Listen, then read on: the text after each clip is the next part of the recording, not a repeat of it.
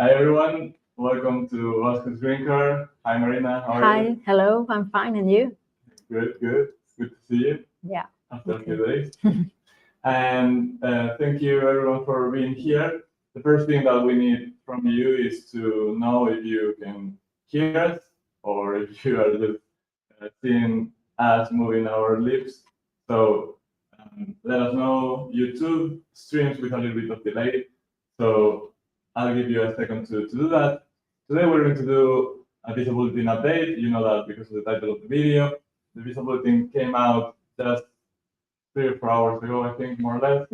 And we're going to do it live this time. It's a change. I don't know if we will do this often, but that way you will get the raw story. We will take a look at the Visa Bulletin. We'll talk about the changes, if any, and then we will talk a little bit about the system of green cards in the US. We will focus on employment-based green cards between W, U1A, and we will talk also about the upcoming fiscal year and what can be expected. Because, as you know, Oscar, one thing, someone told us that it's not listening good. Maybe the mic is off. I don't know. all right. Take a look. Your mic in your chest. Mine. Yeah. Yes, indeed. Okay. Thank you, Ivan, for letting us know. Hello? All right, so I'll pose the same question. If you can let us know if you can hear me, I will appreciate that. I think my mic was off, and you would probably hear me from Marina's mic. Yes. So Now, yes. yes. Okay. Good. Well, thank you so much.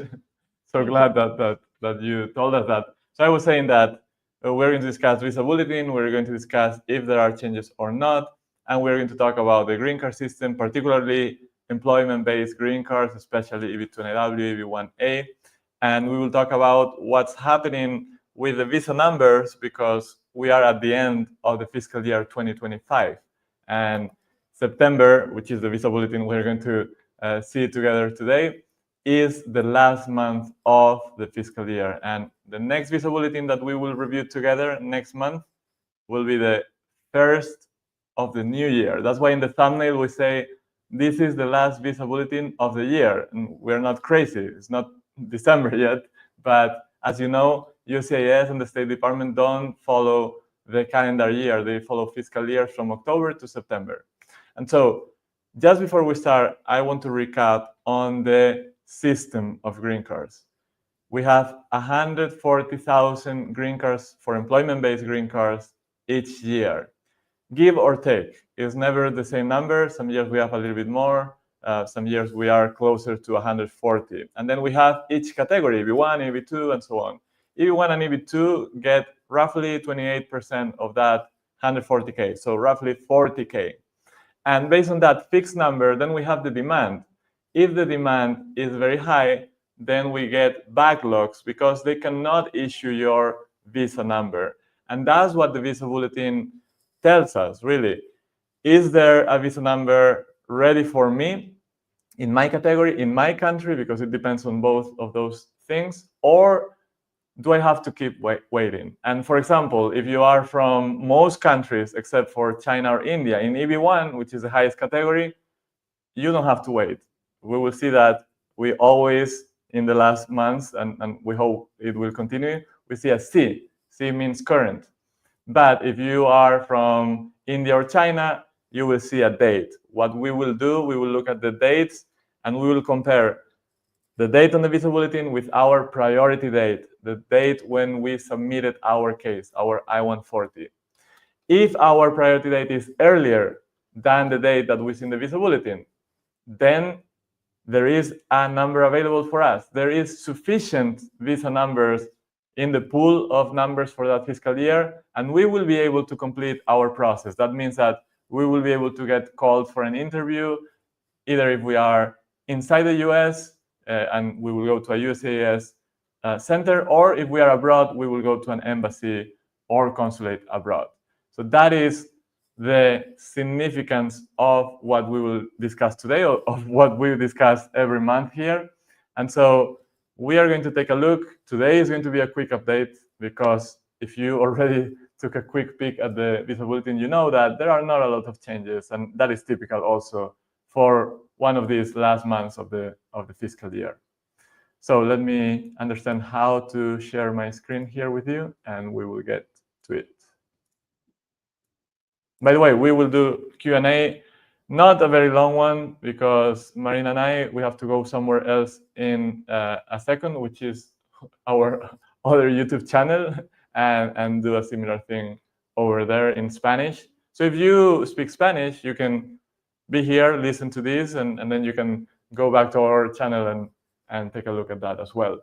So brief Q&A later with Marina moderating, and first let's take a look at the numbers. So Visa Bulletin, you need to Google Visa Bulletin, you will find this website. It should be a website that ends with .gov. That's how we know that it is an official website. And we always see on the left side of the screen the Visa Bulletin for the current month. In this case, we're talking about August.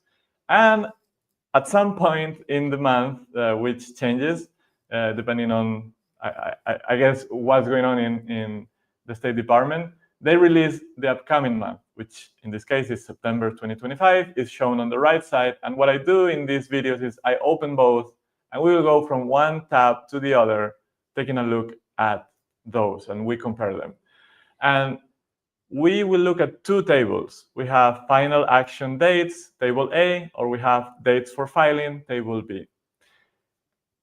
The most important table is going to be table A, especially when we are at the end of the fiscal year, and this is the last month, so particularly this month, table A is what really matters in employment-based categories. That's really the table that dictates if there is a visa number available for you. Can you finish your process? Then we have table B, which is more meaningful for those of you who are in the US, hoping to do an adjustment of status, but we only use table B at the beginning of the fiscal year. So that's not going to be the case in this month. So let's start with August 2025. And I already scrolled down. I already passed the family green cards. In this channel, we don't really focus on those. And I'm already in employment-based preferences. And after their explanation, we have table A, final action dates. And here we have, in each row, we have the category. EB1 is the first category, EB2 is the second, and so on. And those are all the rows.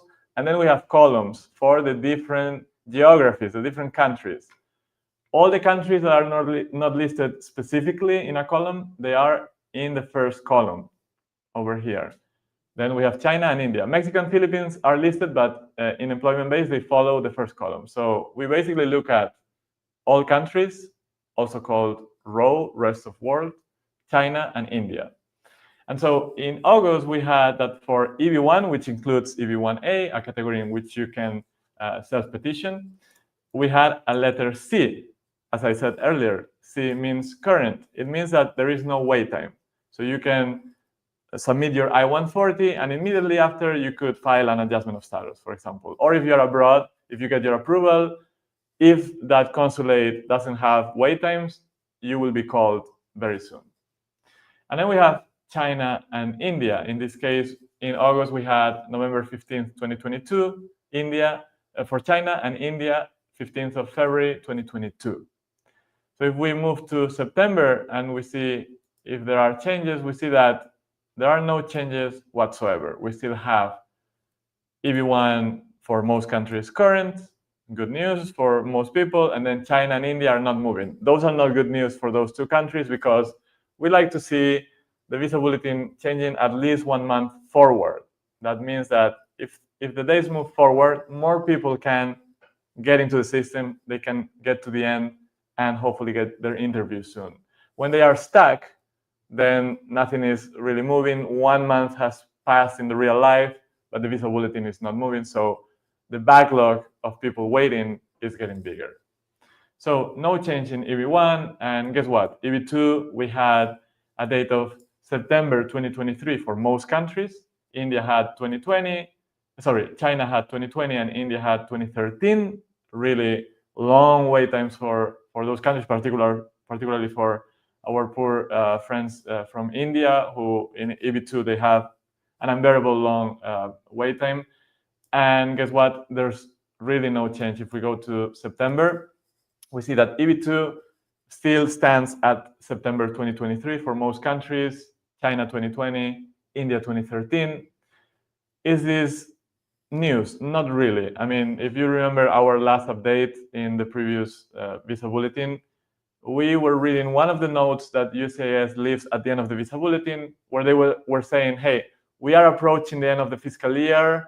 And this is my interpretation, we did a good job on this. So we gave most of the visa numbers available for this year. So we are running out of numbers. And that means that at some point, we could even see a U here, like we see in other categories. And U means unavailable. There are no more visa numbers, so we cannot grant more interviews. We cannot give out more green cards until we get to the next fiscal year. And that is the good news, which is October. And I know that maybe one question we will see is, but can I file my I-140, my first part of the process, even if I see a U or even if the dates are stuck? And the answer is yes. You can always file an I-140.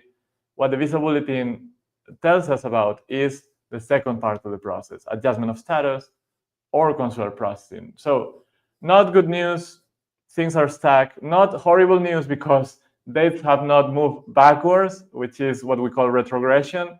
And that is the worst kind of news because that means less people can finish their process. But of course, things are not advancing. And let's take a look at EB3 before we move to the notes at the end of the visa bulletin, because I know people will ask about EB3. We don't really focus on that, but most countries had a date of April 2023 in August, and again, April 2023 in September, visa bulletin. December 2020 for China, EB3, India, May 2013, and same dates in EB3 September. So no change whatsoever.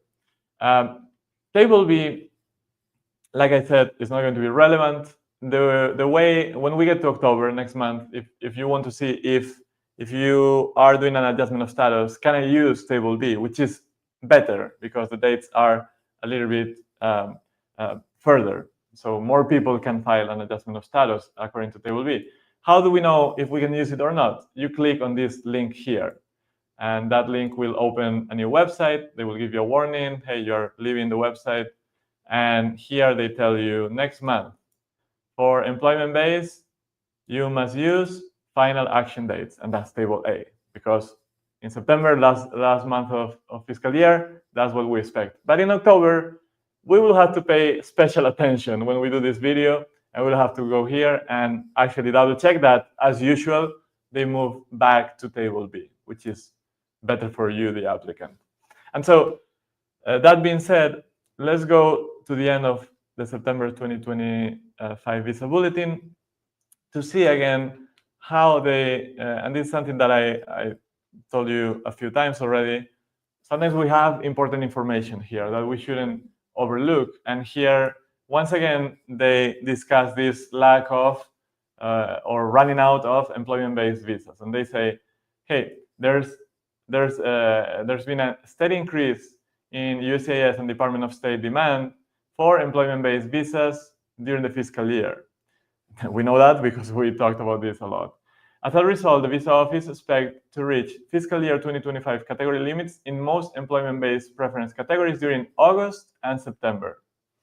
If at any time an annual limit were reached, it would be necessary to immediately make the preference category unavailable, and no further requests for numbers would be honored. I think in August they said this for EB2 specifically. Now they are saying this for the whole EB 1 through 5 pretty much. So that is really good news. It means that even in this administration, which I'm not, in terms of immigration, I'm not a super fan of, they are doing their job. They are allocating visa numbers, and they are not going to put them in the trash can, basically, because if we get to the end of September and this doesn't happen, that means that a lot of visa numbers will be lost, and that is a waste. We don't want that.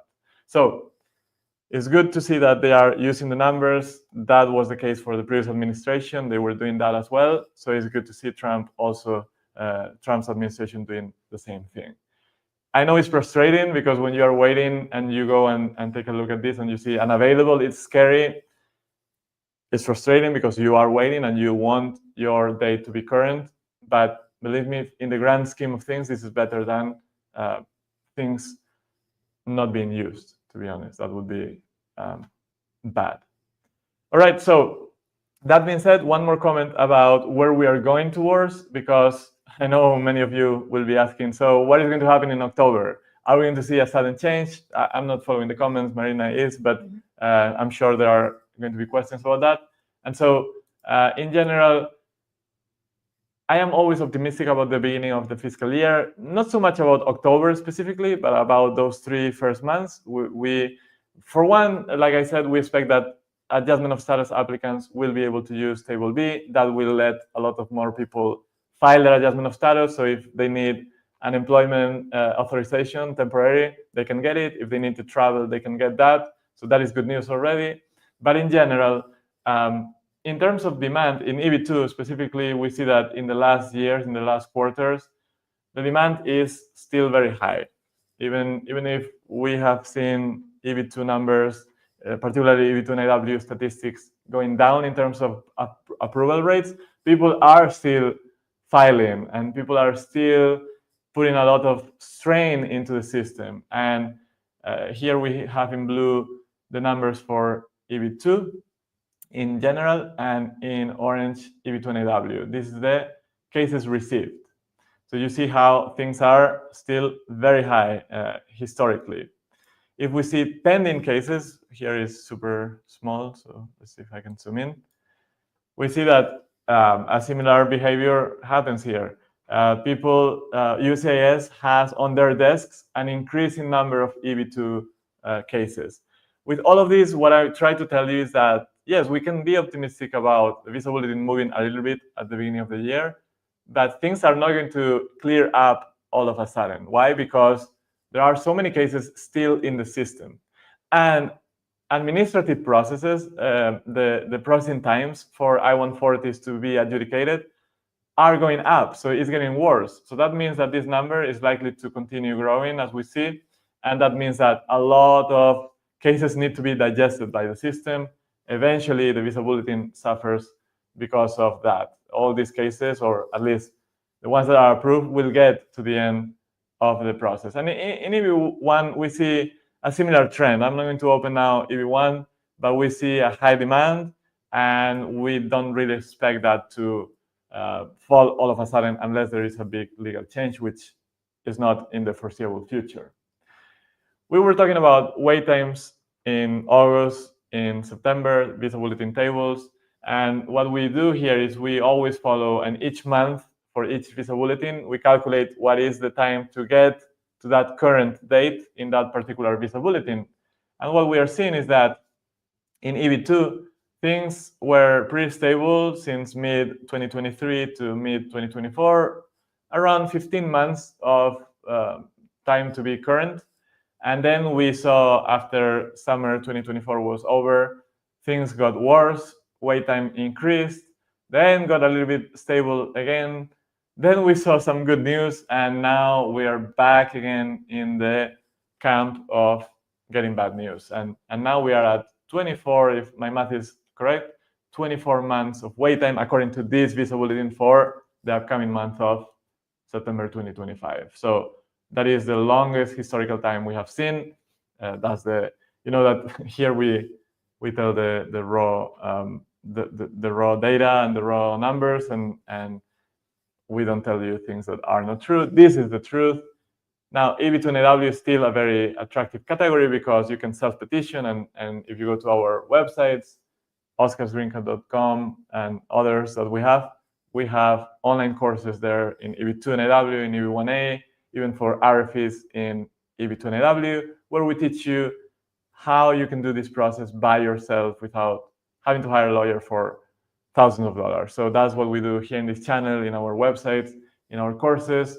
And of course, we also tell you the truth about the numbers. We don't tell you, hey, you're going to get the green card in EB2 and AW in 5 months. That's not true. Look at the numbers. It's not going to happen. But it is a viable path for people that are accomplished, that have a good project for the United States with national importance, and they want to do this without lawyers if they want to, and especially without a company sponsoring you, sponsoring them in general.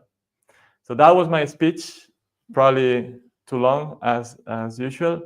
And now we are going to go to Q&A and take just a few questions, and then we'll move on to the next channel. Okay, so let's start with the questions. The first one is... Wait, let's have some intro. Okay. I'm going to play the intro, okay? Yeah. Because I need to drink some water, which is this one.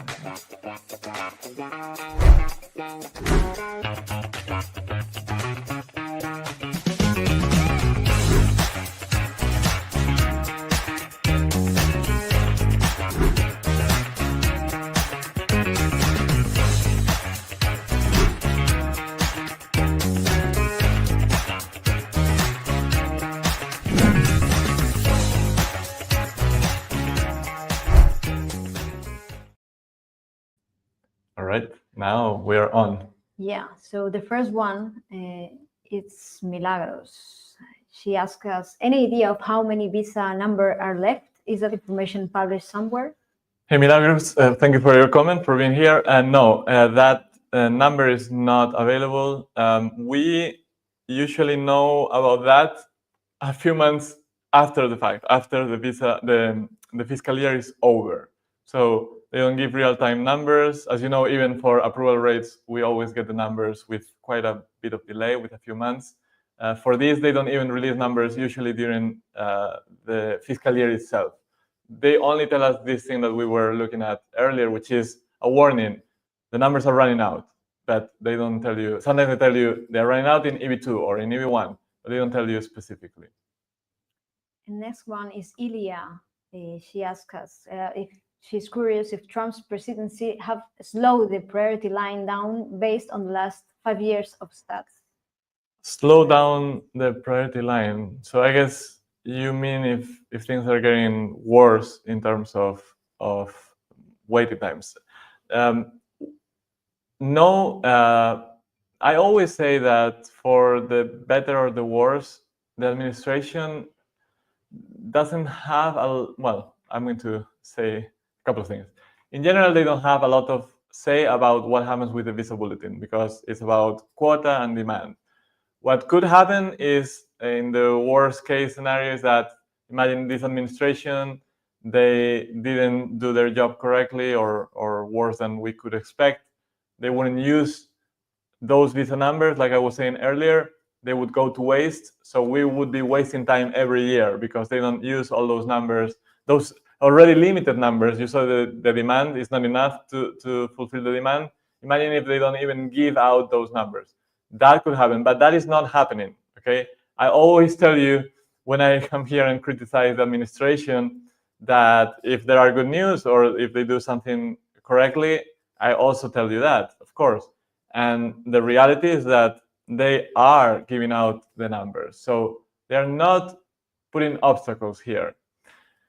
For the system to change and get, imagine, a bigger quota for employment-based green cards, that is Congress, it's not the administration. They would have to pass a law, change the Immigration Nationality Act, and do that. They could, but it's unlikely. So no, in that sense. But yes, in the sense that the administrative processing times, for example, for an I-140, they are getting longer now. And I don't have the number here with me, and I don't want to make up a number for you, but I can tell you that I've seen the numbers change in the recent 2 or 3 months, and it's reflecting longer waits for the I-140 processing. What does it mean? That if you submit your I-140 without premium, you can expect to wait longer. Why is that? My guess is because they are taking resources from USCIS and putting them elsewhere, or sending people to retirement early, or we know it's been reported in the news that they are taking people from USCIS and putting them as volunteers. We don't know how volunteering is that, if it's forced or not. They're putting them in things like ICE. Okay, so of course, if you have less people at USCIS, your processing times will get worse. But That's different than the visa bulletin. The visa bulletin is the second step of the process. It's about quotas and demand. So next comment from Ivar. He's almost 11 months of waiting for an answer of his I-140.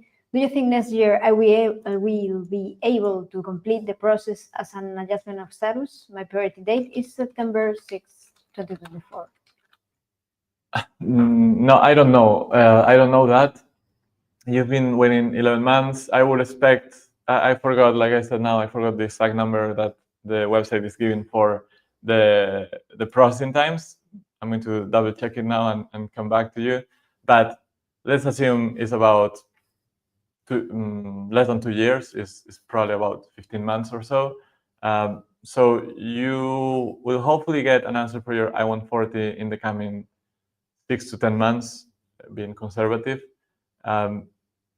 About the visa bulletin, that's highly unpredictable. And if you have been following the channel, I don't like to give dates because things.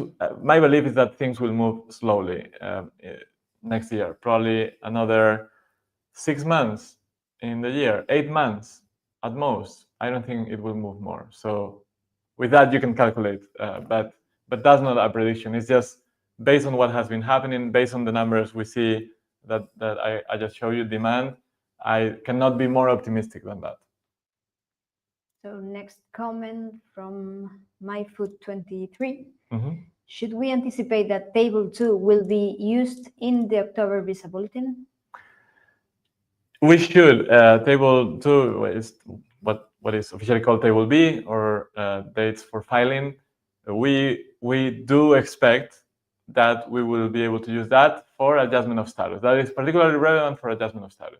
And I just show you, you probably posted this before I said it, how you can check that. There's a link there on the visa bulletin. So when the next month is released, we will go there and together we will check what table do we have to use.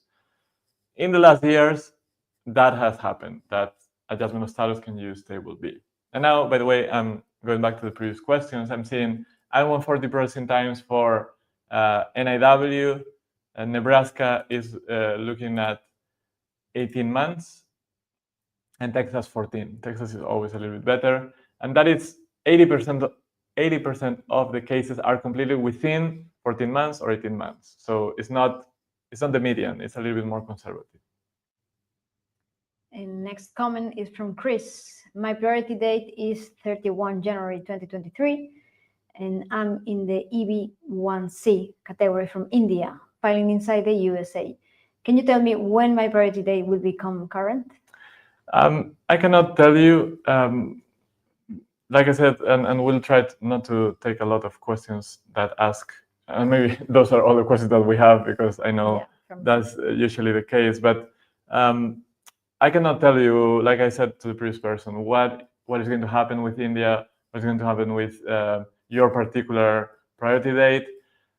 India has been stuck for a long time, or moving really, really slowly after the big retrogression that we had maybe a year and a half ago. Then it recovered. Maybe it was 2 years ago. It recovered, but it didn't get to the same level.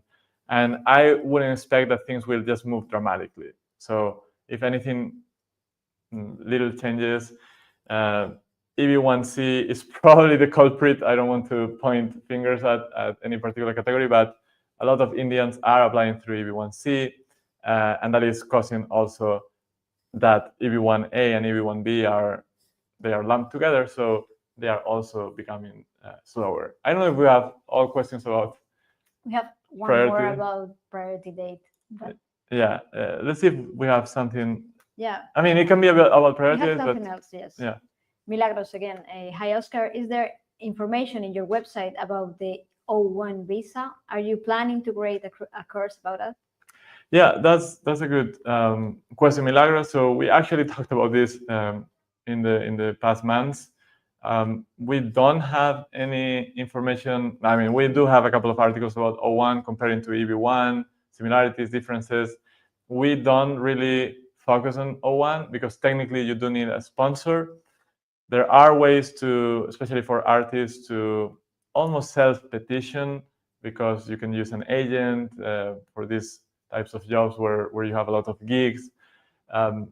Maybe athletes as well could benefit from that. We are not immediately going to have any course on that. Maybe it's something that we have on our internal wish list, but we are already happy with the workload that we have with EV1A and EV2NAW. So next comment is from Yemi. Hi, Oscar. Do you think for EV2 and EV3 will be an important jump on October Visa Bulletin? Mm-hmm. What are your thoughts on this? I think, like I said, that I don't necessarily expect a huge jump. In fact, I don't recall. I should have done this job before coming online. I think in the last couple of years we didn't see a massive jump in October, even though our anticipation is always, October, change of fiscal year 26, lots of new visa numbers. This will go to the moon, Not exactly. It didn't happen that way. But like I said, I'm looking at the quarter. And yes, in Q1, I do have expectations that in all of these categories, even hopefully EV1 India, we will see some movement, okay? And that is my expectation based on the reality of the new pool of numbers being deployed, what we have been seeing in the previous years. Adjustment of status, like I said, moving to table B, that is going to be a relief already, especially if they move those dates a little bit forward also. Then that group of people will see big movements for them in the sense that they can file an adjustment of status. Not so much they can get the green card, but they are moving in their process. And I'm sure if they need to work and they need a travel document, they will be very, very happy about that. So a couple of comments. I have seen one that I'm laughing at. Yeah, this one, Oscar wanted you to start giving some predictions. Well, but then Hassan asked us, how much do you trust online estimators? Zero. And we have, but here in the live videos, we cannot immediately put some links of our older videos, but maybe in the post-processing, we will put that video here. We have a video where we talk about why we don't issue predictions and why, and I had a video making a little bit of fun of other YouTubers that do that.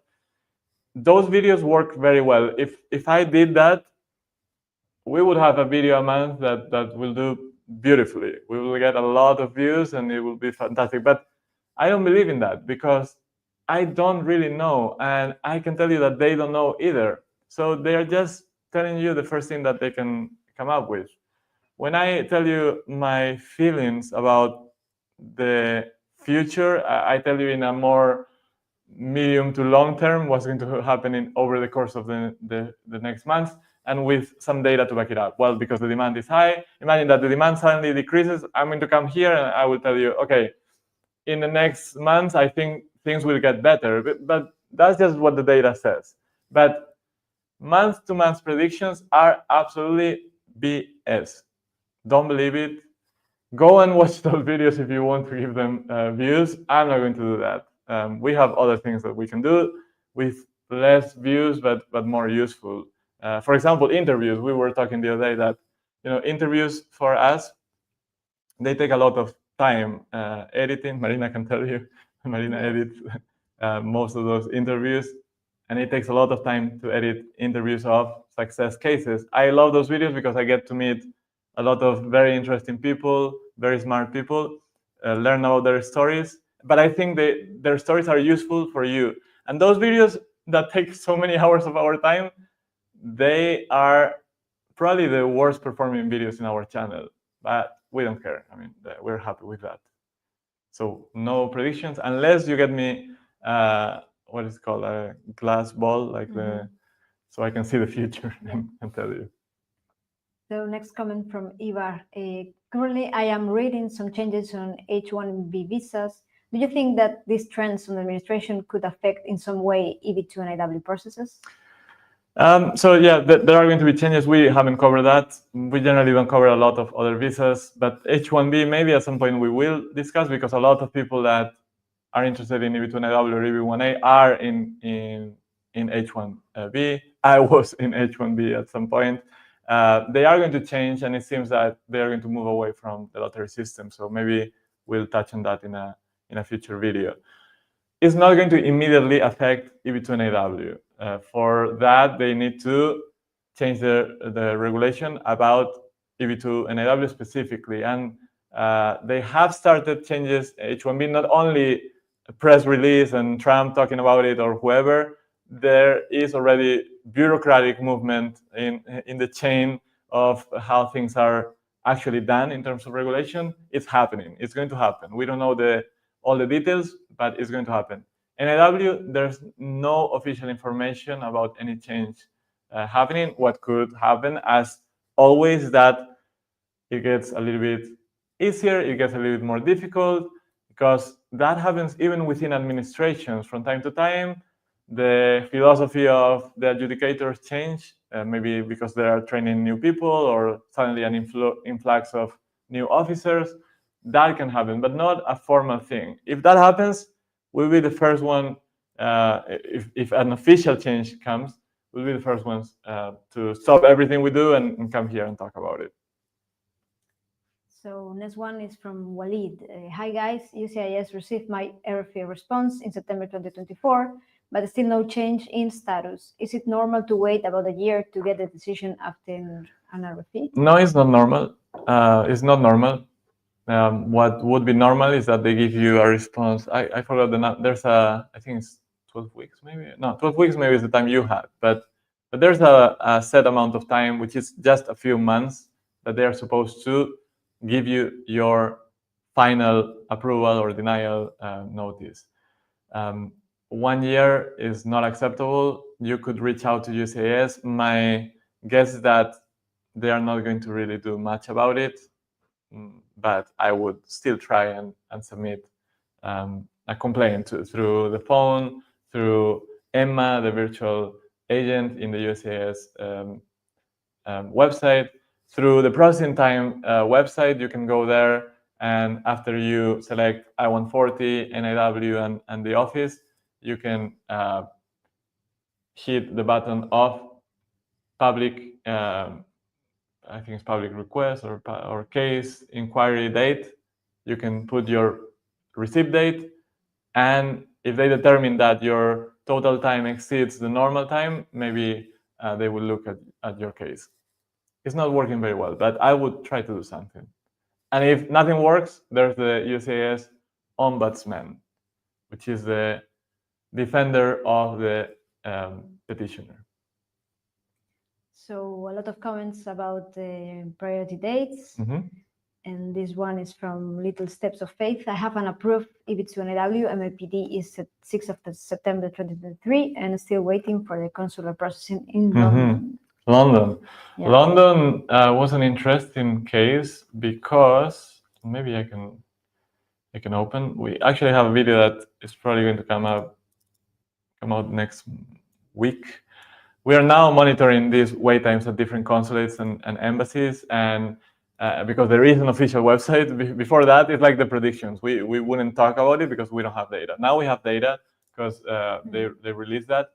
And London, actually, let me check, is one of the places where this is employment-based, right? Okay.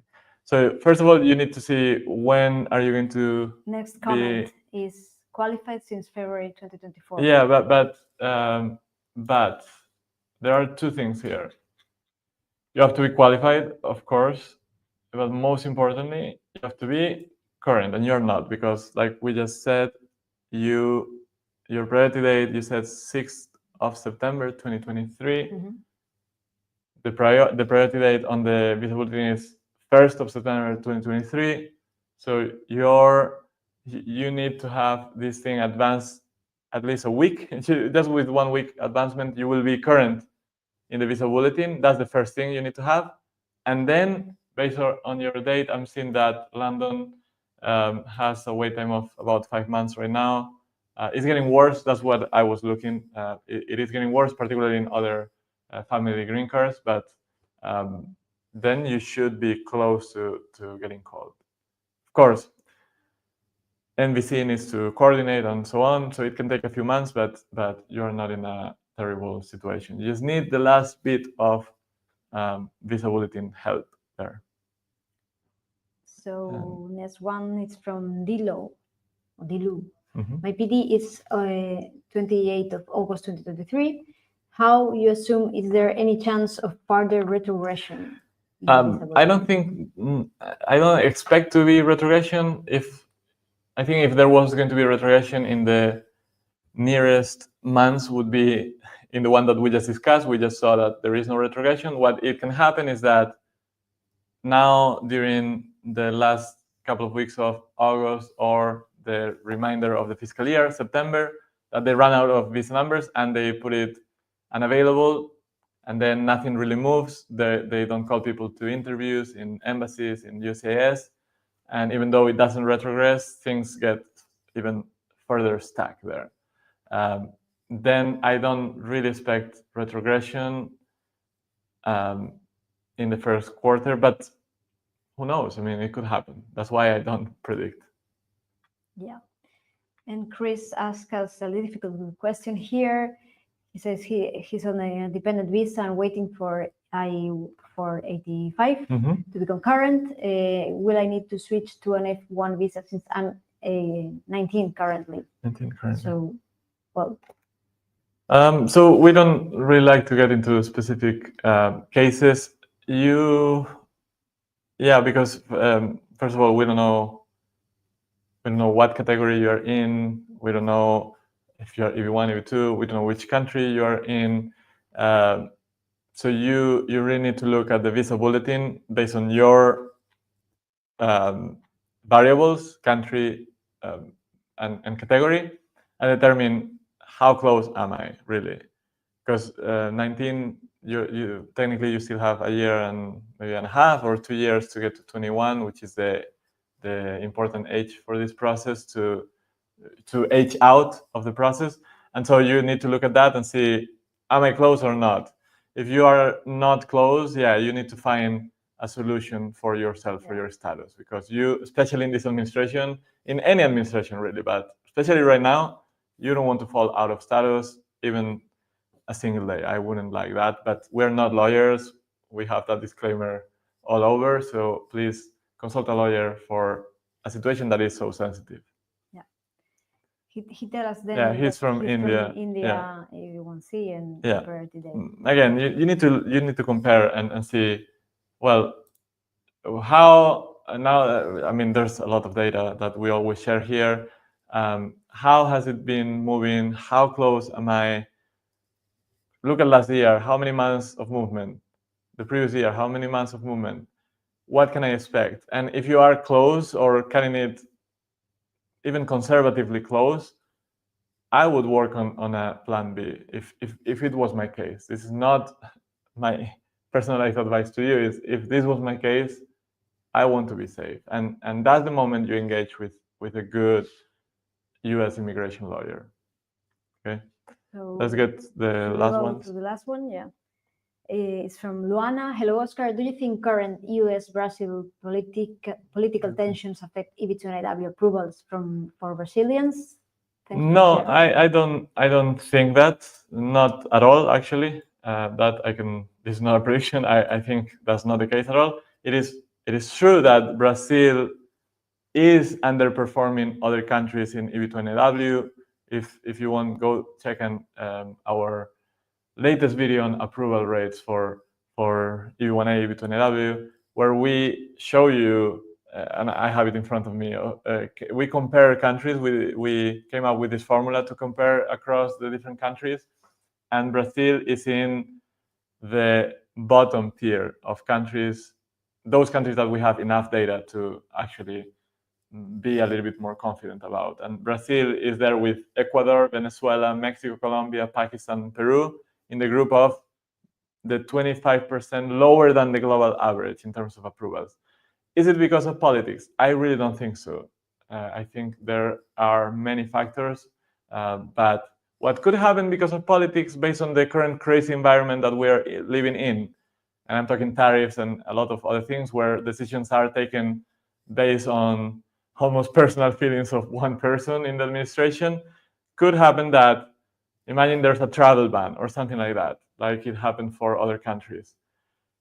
Not saying that it's going to be the case, but something like that could happen, where for a certain amount of time, imagine that people from a certain country, because the president has an issue with the other president, they don't let you travel or something like that. But not the I-140 approvals.